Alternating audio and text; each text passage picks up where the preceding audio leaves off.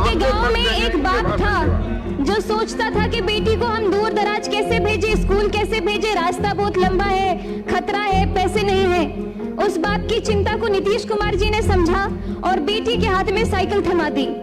और उस साइकिल पर पहियों ने सिर्फ सड़क नहीं नापी, उन्होंने लाखों बेटियों का भविष्य नापा। ड्रॉप आउट दर गिरी, नामांकन बढ़ा और बिहार की बेटी ने कहा हम भी पढ़ेंगे और हम भी आगे बढ़ेंगे।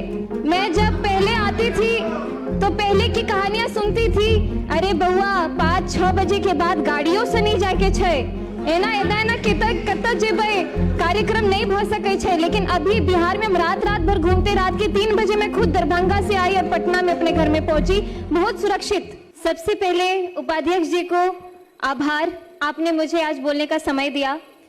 अलीनगर के देवतुल्य जनता के हमार बहुत बहुत धन्यवाद जे हमरा आशीर्वाद देलखिन और अपन खूब खूब आशीर्वाद दक हमरा जीता का इस सदन के हिस्सा बनेलखिन। आदरणीय प्रधानमंत्री जी को बहुत बहुत धन्यवाद, उन्हीं के प्रेरणा से मैंने राजनीति में अपना कदम रखा। हमारे माननीय मुख्यमंत्री जी को जिन्होंने अपना पूरा जीवन ही बिहार को संवारने में समर्पित किया, उनको बहुत बहुत धन्यवाद। आज इस विधानसभा में खड़े होकर बोलना मेरे लिए बहुत बहुत बहुत बड़ी बात है। ये सिर्फ एक भाषण नहीं है, यह उस बेटी का सपना है जो बिहार की मिट्टी में, मिथिला की मिट्टी में पली बढ़ी, खेली कूदी। मैं जानती हूँ कि इस सदन में मुझसे कई अधिक अनुभवी, कई अधिक वरिष्ठ और कई अधिक परिपक्व नेता विराजमान हैं। विपक्ष के वे दिग्गज नेता जिनकी राजनीतिक उम्र मेरी पूरी उम्र से बड़ी होगी, उन सभी के सामने बोलना भी मेरे लिए बहुत चुनौतीपूर्ण है। अध्यक्ष जी, आज शिक्षा बजट पर चर्चा हो रही है तो मैं आपसे एक सवाल पूछना चाहती हूँ कि वो बिहार सभी को याद है।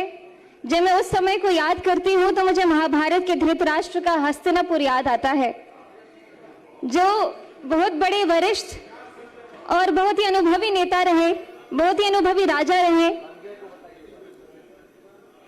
लेकिन वो अंधे थे। और उससे भी बड़ी बात है कि वो देखना भी नहीं चाहते थे, क्योंकि उन्हें हस्तिनापुर की चिंता नहीं बल्कि दुर्योधन की चिंता लगी रहती थी। जब इस धरती की बेटियां स्कूल जाने से डरती थी, जब सरकारी स्कूल के नाम पर सिर्फ टूटी फूटी दीवारें, जब शिक्षक वेतन के लिए दर बदर भटकते रहते थे, जब दोपहर का खाना नहीं मिलता था तो बच्चे भूखे पेट पढ़ने जाते थे और ज्यादातर तो जाते भी नहीं थे। जनता चिल्लाती रहती थी कि स्कूल में शिक्षक नहीं है तो कानों पे पट्टी। जनता रोती रहती थी कि बेटी पढ़ नहीं पा रही है तो आंखों पे पट्टी। और जनता कहती रहती थी कि बिहार पिछड़ रहा है, तब भी इनका दिल नहीं पसीझा।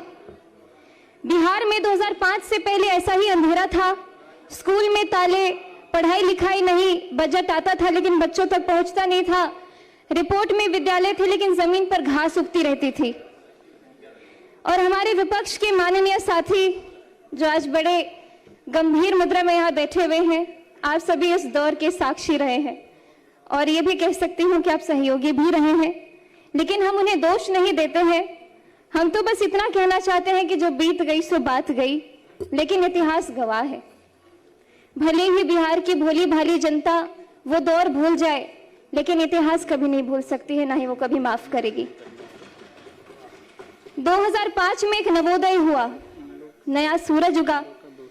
माननीय उपाध्यक्ष महोदय जी, 2005 में बिहार की जनता ने एक ऐतिहासिक फैसला किया और उस फैसले का नाम था नीतीश कुमार। महाभारत में जब युधिष्ठिर राजगद्दी पर बैठे तो उनके राज में धर्म की स्थापना हुई, न्याय आया और प्रजा सुखी हुई।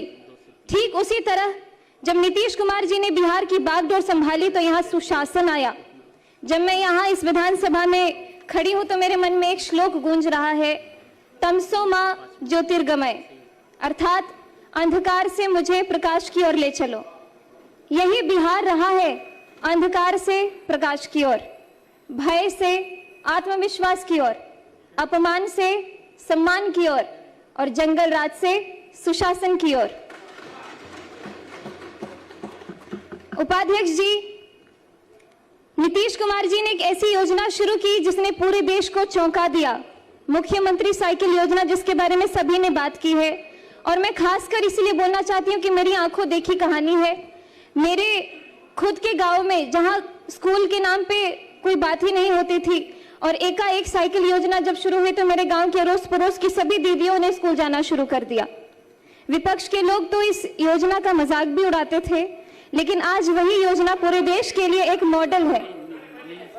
सुनने में सरल लगती है, लेकिन इस साइकिल ने क्या किया ये जरा सोचिए। आपको वक्त देंगे इनके भाषण के बाद। बिहार के गांव में एक बाप था जो सोचता था कि बेटी को हम दूर दराज कैसे भेजे, स्कूल कैसे भेजे, रास्ता बहुत लंबा है, खतरा है, पैसे नहीं है। उस बाप की चिंता को नीतीश कुमार जी ने समझा और बेटी के हाथ में साइकिल थमा दी और उस साइकिल पर पहियों ने सिर्फ सड़क नहीं नापी, उन्होंने लाखों बेटियों का भविष्य नापा। ड्रॉप आउट दर गिरी, नामांकन बढ़ा और बिहार की बेटी ने कहा हम भी पढ़ेंगे और हम भी आगे बढ़ेंगे। मैं भी उदाहरण स्वरूप बिहार के लोकतंत्र के सबसे बड़े मंदिर में आज आप सभी के बीच में खड़ी हूं। अगर मैं 2005 को देख करके ध्यान करके 2005 से पहले की बात करूं तो संभावना भी नहीं था कि मैं यहाँ पे खड़ी होती या फिर कोई ऐसी उम्मीद मेरे अंदर जगती। बालिका साक्षरता 33%, मतलब 3 में से 2 बच्चियां हमारी अनपढ़ रहा करती थी। टोका टोकी नहीं। उस दशकों की अव्यवस्था के कानून ने न जाने कितनों की जवानी छीन ली। आप सभी तो उसके खुद साक्षी रहे हैं। लगभग 2 दशक बिहार शिक्षा से वंचित रहा। कई पीढ़ियां इसका दंश आज भी झेल रही है। बीडीओ साहब, आप खुद अपने दिल पे हाथ रख के बोलिए कि मैं जो बोल रही हूँ क्या वो झूठ है। आप दिल पे हाथ रख के बोलिए, आप खुद अपने दिल पे हाथ रख के बोलिए। उपाध्यक्ष जी, पढ़ाई तभी होती है जब सुरक्षा होती है। हमारे नीतीश कुमार जी ने समझा कि बिहार के बच्चों को किताब के साथ साथ सुरक्षा भी चाहिए। आप जानते हैं मैं एक कलाकार भी रही हूँ। मैं जब पहले आती थी तो पहले की कहानियां सुनती थी, अरे बउआ 5-6 बजे के बाद गाड़ियों से नहीं जाके छे एना एना कत जेबे कार्यक्रम नहीं भ सके छे। लेकिन अभी बिहार में हम रात भर घूमते, रात के 3 बजे मैं खुद दरभंगा से आई और पटना में अपने घर में पहुंची, बहुत सुरक्षित। और शराबबंदी से लेकर महिला सुरक्षा के लिए बड़े बड़े कानून तक हर कदम पर नीतीश कुमार जी ने अरे आप सुन तो लीजिए मेरी बात। बेटियों के पक्ष में खड़े होकर हमारे माननीय मुख्यमंत्री जी ने निर्णय लिया है। और आज जब मैं बिहार के सबसे युवा विधायकों में से एक इस सदन में खड़ी होकर के बोल रही हूं तो न जाने आपको क्यों इतनी दिक्कत हो रही है। माननीय उपाध्यक्ष महोदय जी, अब आते हम आज के बजट पर और मैं यहाँ में बात करूंगी इस डबल इंजन की जिसने बिहार की शिक्षा को नई ऊंचाइयों तक पहुंचाया है। अपना भाषण कंक्लूड करें। तो मुझे आंकड़ों पे ज्यादा बोलने की जरूरत नहीं है, मेरे सभी साथियों ने बहुत ही जोरदार तरीके से ऑलरेडी अपनी बातें रख दी है। लेकिन मैं अपने क्षेत्र के कुछ जो स्कूल है उसके ऊपर ध्यान देना चाहूंगी, क्योंकि हमारे क्षेत्र के जितने भवन बने हैं स्कूल में, अब तो तेजी से इतने सारे स्टूडेंट्स रोल इन कर रहे हैं कि हमारे लिए भवन की भी कमी हो रही है। तो इसलिए मैं चाहूंगी कि जिस तरीके से शिक्षा के ऊपर बच्चों का भी इतना आकर्षण बढ़ते जा रहा है, लगातार सब लोग अपनी दाखिल करवाते आ रहे हैं, तो उस हिसाब से भवन के कमरे भी और बढ़वाए जाए। जैसे कि कीरतपुर में प्राथमिक विद्यालय, गड़ौल कन्या विद्यालय, कुमरौल विद्यालय, प्राथमिक विद्यालय महथौर मुसहरी, प्राथमिक विद्यालय पकड़ी, उच्च माध्यमिक विद्यालय महथौर हरिजन, ग्राम श्री रामपुर टोले के दरगाह में जो कमरे हैं और बढ़ाया जाए, सकतपुर का विद्यालय, लगमा प्राथमिक विद्यालय। अपना आसन ग्रहण करें। बहुत बहुत धन्यवाद।